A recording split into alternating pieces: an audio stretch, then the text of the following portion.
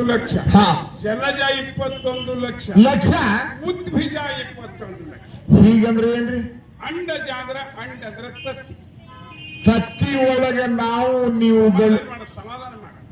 ತತ್ತಿ ಒಳಗೆ 21 ಲಕ್ಷ ಹುಟ್ಟಿದ ಜನ್ಮರಾಶಿ. ಪಿಂಡ ಅಂದ್ರೆ ಭೋಗದಿಂದ ಪಿಂಡದಿಂದ ಹುಟ್ಟಿದ 21 ಲಕ್ಷ ಹುಟ್ಟ್ಯ. ಇದು 21 ಲಕ್ಷ. ಜಲ ಅಂದ್ರೆ ನೀರಿನೊಳಗೂ 21 ಲಕ್ಷ ಹುಟ್ಟ್ಯ. ಇದು ಹುಟ್ಟ್ಯದ. ಉದ್ಭಿಜ ಅಂದ್ರೆ ಗಿಡಗಂಟಿಗಳ ಭಗವಂತ ತಯಾರು ಮಾಡ್ಯಾನ, ನಾವು ನೀವುಗಳ ಮಾಡಿಲ್ಲ ನೋಡ್ರಿ. ಅದು 21 ಲಕ್ಷ ಮಾಡ್ಯಾನ.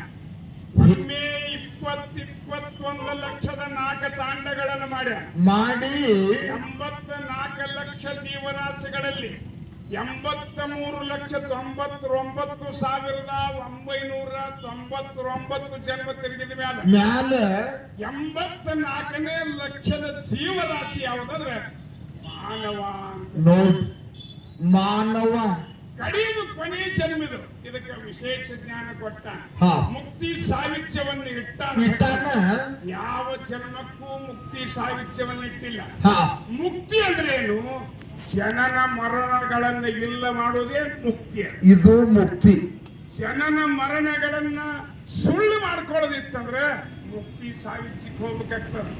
ಮುಕ್ತಿ ಪದವಿಗಳು ಬೇರೆ ಅವ, ಮುಕ್ತಿಯ ಸಾಧನೆಗಳು ಬೇರೆ ಅವ. ಆದ್ರೆ ಮಾನವ ಜನ್ಮಕ್ಕೆ ಮುಕ್ತಿ ಭಗವಂತ ಇಟ್ಟಾನ. ವೇದ ಶಾಸ್ತ್ರ ಪುರಾಣ ಉಪನಿಷತ್ ಎಲ್ಲನೂ ಹೇಳ್ತಾವ, ಮಾನವಿಗೆ ಹೇಳ್ತಾವ. ಏನಂತ್ರಿ? ನೀನು ಒಳ್ಳೆಯ ಮಾರ್ಗದಿಂದ ನಡಿ. ಈ ಕೊನೆ ಜನ್ಮದಲ್ಲಿ ನೀ ಅದರ ಒಂದು ಪ್ರಯೋಜನವನ್ನ, ಅದರ ಉಪಯೋಗವನ್ನ ತಗೋ ಸಫಲ ಮಾಡ್ಕೋ, ಜನ್ಮ ಸಫಲ ಮಾಡ್ಕೋ ಅಂತ ಎಲ್ಲಾ ವೇದ ಶಾಸ್ತ್ರ ಪುರಾಣ ಉಪನಿಷತ್ತುಗಳ ಮಹಾತ್ಮರು ಸಂತರು ಶರಣರು ಹೇಳುವುದು ಇದೇ ಒಂದೇ ಮಾರ್ಗದ. ಈ ಮಾರ್ಗ ಬಿಟ್ಟು ಯಾವುದು ಹೇಳುವುದಿಲ್ಲ. ಆದ್ರೆ ಆನೆ ದೊಡ್ಡದ, ಅದಕ್ಕೆ ಯಾಕೆ ಹೇಳಿಲ್ಲ? ಆನೆ ದೊಡ್ಡದ, ಆದ್ರೂ ಅಂಡಜ ಪಿಂಡಜ ಒಳಗದ ಅಂದ್ರೆ ಆನೆಗೆ ವಿಶೇಷ ಜ್ಞಾನ ಇಲ್ಲ. ಎಲ್ಲರಿಗೂ ತಿಳಿತದೆ. ಬಹಳ ಭಕ್ತಿ ನಾಡದ ಎಲ್ಲಾ ವಿಚಾರ ಮಾಡ್ತಾರೆ ಇಲ್ಲಿ. ಆನೆ ದೊಡ್ಡದ, ಒಂಟೆ ದೊಡ್ಡದ, ದೊಡ್ಡ ಕಿಮ್ಮತ್ತಿಲ್ಲ. ಅದಕ್ಕೆ ವಿಶೇಷ ಜ್ಞಾನಕ್ಕೆ ಕಿಮ್ಮತ್ತದ. ದೊಡ್ಡದ ಸಣ್ಣದ ಅಂದ್ರೆ ಏನು? ದೊಡ್ಡದು ಸಣ್ಣದು ಸಂಬಂಧ ಇಲ್ಲ. ಇದಕ್ಕೆ ವಿಶೇಷ ಜ್ಞಾನ ಭಗವಂತ ಮಾನವಗೆ ಕೊಟ್ಟಾನ. ಅದಕ್ಕೆ ಆನೆಯನ್ನ